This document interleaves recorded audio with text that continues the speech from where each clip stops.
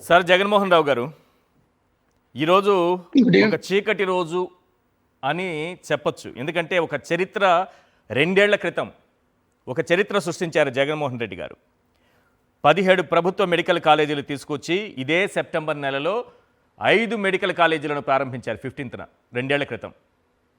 ఈరోజు 4 మెడికల్ కాలేజీలను చంద్రబాబు నాయుడు గారు అమ్మేస్తున్నారు పీపీపీ పద్ధతిలో. దసరాకు ముందే ఒక మంచి ఆఫర్ కూడా ప్రకటించారు. ఎకరా 100 రూపాయలేట. అసలు ఎన్ని విమర్శలు వచ్చినా, ఎంతమంది రోడ్డెక్కినా, ఎంతమంది నిలదీసినా ఏ మాత్రం వెనకడుగు వేయకుండా ఈ అమ్మేయడం వెనుకున్నటువంటి ఆలోచన ఏంటి? గుడ్ ఈవినింగ్ ఎవ్రీబడి అండి. Good evening sir. ఆ, మీరు ఇప్పుడు మొన్న ఎకరం రూపాయికే ఇస్తే ఇది 100 రూపాయలకి ఇస్తుంటే మీరు చీకటి రోజున అంటున్నారు. Correct sir. మొన్న ఆయన ఎకరం రూపాయికే ఇచ్చారు ఆయన.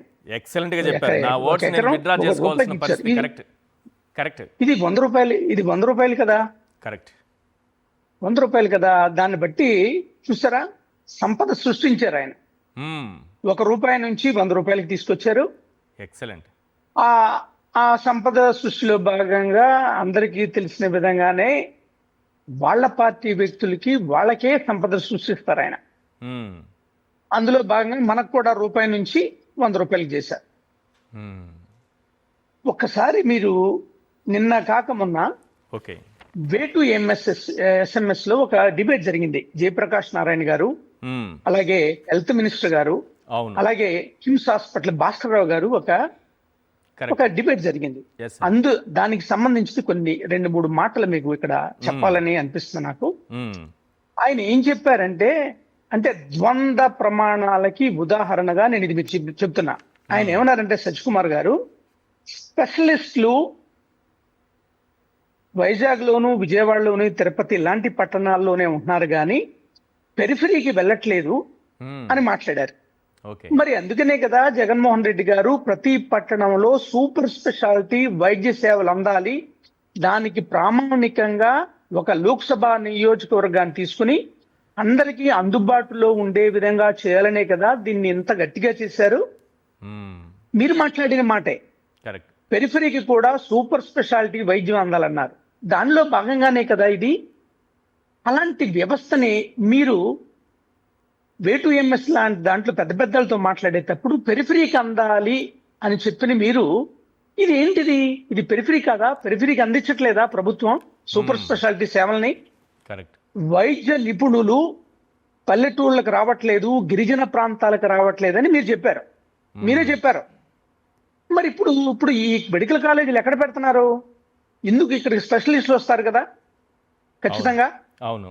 ఒకటే చిన్న మాట, మీ ఇంట్లో మీ పిల్లలకి సీట్ వస్తే గవర్నమెంట్ మెడికల్ కాలేజీలో జాయిన్ చేస్తారా, ప్రైవేట్ మెడికల్ కాలేజీలో జాయిన్ చేస్తారా? ఒక మాట చెప్పండి. డెఫినెట్ గా గవర్నమెంట్ మెడికల్ కాలేజ్.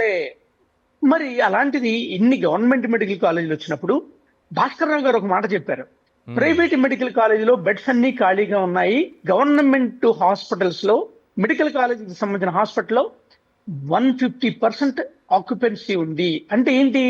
ప్రజలు ఇప్పటికీ బిలో పవర్టీ లైన్ లో ఉన్నటువంటి ఆంధ్రప్రదేశ్ ప్రజలు గవర్నమెంట్ మెడికల్ కాలేజ్ సంబంధించిన టెరిషరీ కేర్ హెల్త్ సిస్టమ్ లోనే, హాస్పిటల్స్ లోనే డిపెండ్ అయి ఉన్నారని తెలుస్తుంది కదా. మరి తెలిసినప్పుడు మీరంతా ప్రముఖులు కదా, మీరు చెప్పిందే కదా ప్రైవేట్ మెడికల్ కాలేజీల్లో ఆ హాస్పిటల్స్ లో ఆక్యుపెన్సీ లేదని చెప్తున్నారు కదా. అదే గవర్నమెంట్ దాంట్లో 150% అంటున్నారు కదా. అంటే ప్రజలకు ఇష్టమైనది గవర్నమెంట్ మెడికల్ కాలేజ్, అక్కడ వైద్యం తీసుకోవడం. ఎందుకని? ఖచ్చితమైన వైద్యం అందుతుంది, అనవసరమైన టెస్టులు కానీ ఏమీ ఉండవు.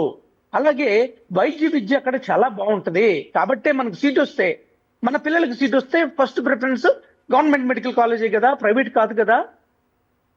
అలాంటిది మీరు చేస్తుంది ఏంటి? దీన్ని ఎట్లా చెప్పాలా? దీన్ని అసలు ఎలా వర్ణించాలో కూడా అర్థం కావట్లేదండి.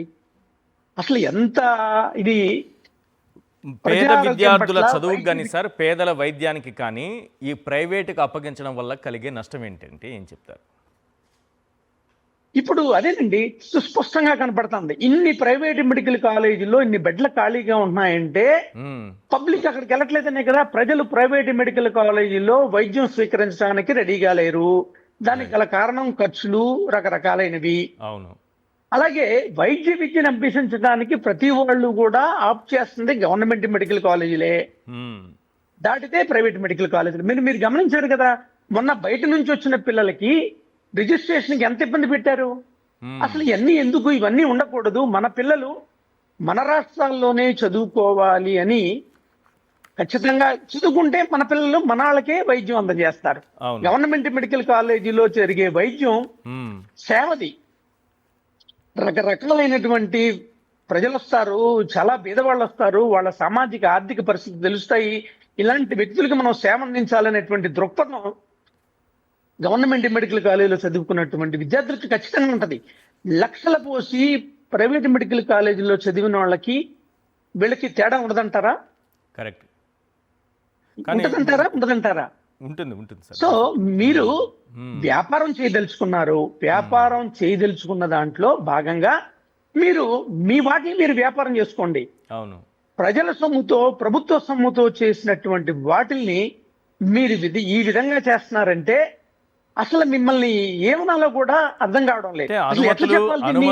భూమి కేటాయించి అనుమతులు తీసుకొచ్చి బిల్డింగులు నిర్మించి ఇన్ఫ్రా డెవలప్ చేసి ఇన్ని చేసి ప్రైవేట్కి ఇచ్చేటటువంటి పద్ధతి ఈ దేశంలో ఎవరైనా ఎప్పుడైనా ఎక్కడైనా చేశారా?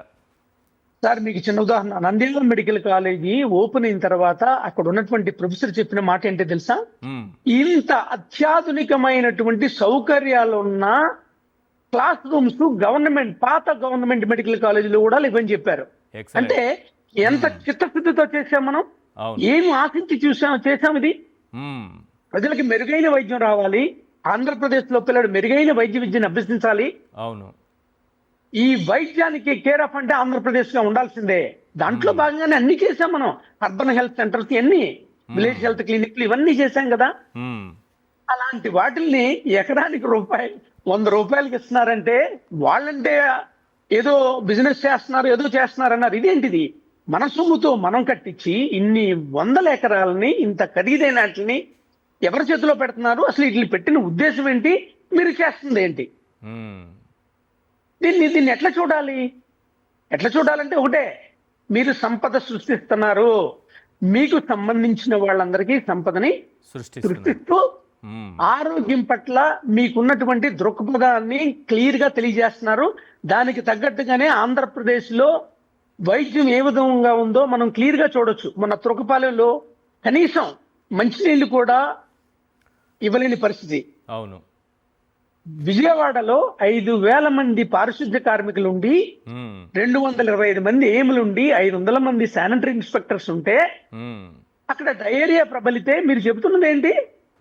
వినాయక నిమజ్జనంలో భోజనాలు చేయడం వల్ల వచ్చింది, లేకపోతే పానీపూరి తింటే వచ్చింది, ఇట్లా చెబుతున్నారే మీరు. అంటే అసలు ఏంటి మీ ఈ వైద్యం పట్ల, ప్రజారోగ్యం పట్ల మీ దృక్పథం ఏంటి? ఒకటి క్లియర్గా తెలుస్తుంది. అలాగే సంపద సృష్టిలో భాగంగా ప్రభుత్వ భూముల్ని, ప్రభుత్వ బిల్డింగుల్ని మీరు పప్పు బెల్లాలుగా పనిచేస్తున్నారు. మ్మ్. ఇంతకన్నా ఇంకేమైనా ఉంటుందండి అసలు దీని గురించి? కాదు సార్, మీరు విన్నారో లేదో, చంద్రబాబు నాయుడు గారు కూడా ఆ కార్యక్రమంలో పాల్గొన్నారు. భూములు ఇచ్చేస్తే మెడికల్ కాలేజీలు అయిపోవు అని అన్నారు. అదే సమయంలో ఇది ఎట్లా ఉందంటే, ఒక కుక్కని చంపాలంటే అది పిచ్చిదేని ముద్ర వేసినట్టుగా భూములు ఇచ్చి వదిలిపెట్టేశారు, అంతకుమించి అక్కడ ఏమీ జరగలేదు అనేటటువంటిది మంత్రులతో సహా ఎప్పుడో పాత ఫోటోలు, పాత పునాదులు వేస్తున్నప్పుడు ఈ వీడియోస్ తీసుకొచ్చి ప్రజల ముందు ఉంచుతున్నటువంటి దౌర్భాగ్య పరిస్థితులు. ఇంకా అంతకంటే ఏమన్నా కంటి ముందు మెడికల్ కాలేజ్ ఒకటే మాటండి, నేషనల్ మెడికల్ కౌన్సిల్, అదే నేషనల్ మెడికల్ ఇది ఆడియో మ్యూట్ అయినట్టుంది సార్, ఒక్కసారి చూడ.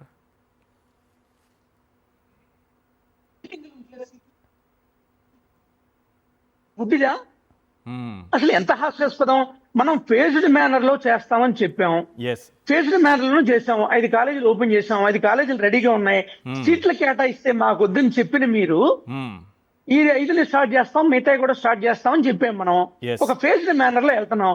వచ్చిన వాటికి సీట్లు వద్దని చెప్పి ఇప్పుడు మీరు బిల్డింగ్లు ఉంటే వస్తాయా, పొలాలు ఉంటే వస్తున్నాయంటే మరి ఉత్తి పొలాలను చూసి బిల్డింగ్లు చూసే వాళ్ళు సీట్లు కేటాయించిందా కేంద్ర ప్రభుత్వం? ఇది హాస్యాస్పదం కదా. ఎస్ ఇంకా సిగ్గు లేకుండా, ఏం లేకుండా, నేను I'm very sorry to say this, yes సిగ్గు లేకుండా నిస్సిగ్గుగా మీరు మళ్ళా సెల్ఫీలు దిగుతూ చేస్తున్నారంటే మీరు గుడ్డులా, లేకపోతే సీట్లు కేటాయించినటువంటి మెడికల్ కౌన్సిల్ గుడిదా? ఎవరు గుడ్డుళ్ళు? అసలు ఫ్యాకల్టీ తగ్గితేనే సీట్లు తగ్గించే పరిస్థితి కదా. ఎస్ అలాంటిది సీట్స్ కేటాయించిన మెడికల్ కాలేజీలకు కూడా మీరు అది పొలాలు ఇస్తే సరిపోద్దా, స్థలాలు ఇస్తే సరిపోద్దా, బిల్డింగ్లు కడితే సరిపోద్దా? ఫ్యాకల్టీ అన్ని చూపిస్తే, సకల సౌకర్యాలను చూపిస్తేనే మీకు సీట్స్ కేటాయిస్తుంది. కేటాయించిన తర్వాత కూడా అందులో మళ్ళా వాళ్ళు ఇన్స్పెక్షన్కి వచ్చినప్పుడు ఏమాత్రమైనా తగ్గితే మళ్ళీ క్యాన్సిల్ చేస్తుంది. ఈ మనం స్టార్ట్ చేసిన 5 కాలేజీల్లో ఒక్క సీట్ అయినా క్యాన్సిల్ అయిందా? ఒక్కటన్నా సీట్ క్యాన్సిల్ అయిందా? అవలేదు కదా. అది సమర్థత అంటే అది ప్రజల ఆరోగ్యం పట్ల, వైద్య విద్యం పట్ల ఉన్నటువంటి జగన్మోహన్ రెడ్డి గారికి ఉన్నటువంటి దృక్పథం.